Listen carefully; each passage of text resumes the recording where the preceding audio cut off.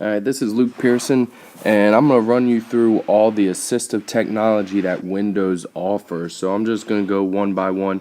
First is magnifier. It's pretty self-explanatory. Basically what that does is that just increases the magnification level of anything that your mouse is pointing at. You can change that level from anything from 100% to 250%, which really allows people with visual disabilities to see things better. The next is narrator. Again, it's pretty self-explanatory. It basically works to where it will read anything on the screen to you, and it will read anything from just text to computer codes to websites, and can really be helpful for people that can't read that well. The other thing is an on-screen keyboard.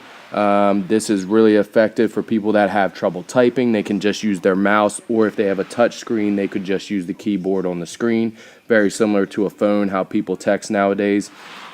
Setup high contrast is another one that's really good for people with visual disabilities or people who are forced to sit at a computer for an extended period of time. High contrast allows them to see certain things better. They also have some additional settings down here. So this one right here is really how you just optimize your computer if you are a person who is legally blind, and that's anything from setting up the contrast to starting the narrator. This one right here, optimizing visual display.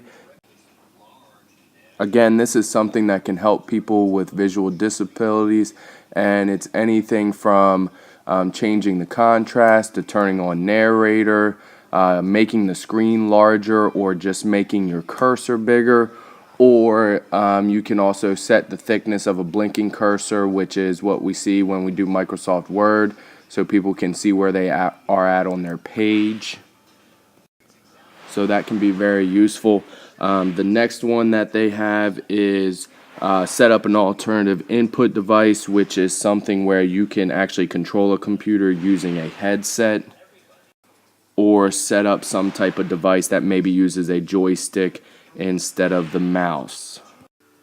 Then they have something that allows you to make the mouse easier to use, and this can be anything from changing the size of the mouse to using keys to move the mouse around. Or kind of setting up automatic things, such as if you go over a window, it will automatically open it up, or accidentally rearranging certain things on the screen by clicking the mouse, so it can make it much more easier for someone with possibly a physical disability, possibly Parkinson's disease, to use the mouse. And the next one is an option that makes the keyboard easier to use, and the biggest thing with this is sticky keys or shortcut keys, ways that you can just type in 2 or 3 buttons and hold them at a time to allow your computer to do different things, so that your keyboard is your main tool for navigating around on the computer. Text or visual alternative for sounds.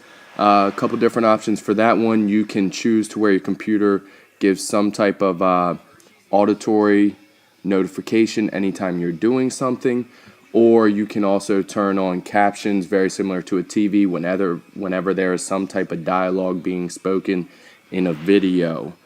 And then the very last one is making it easier to focus on tasks. And this is a tool that is actually something can maybe help people with ADD. You can change certain settings on there to where you can limit the number of stimuli that's going on the screen. You can change it so that things only pop up for so long, such as dialog boxes. A couple other things that you can do with this. Again, this involves toggle keys, filter keys, sticky keys, shortcut keys.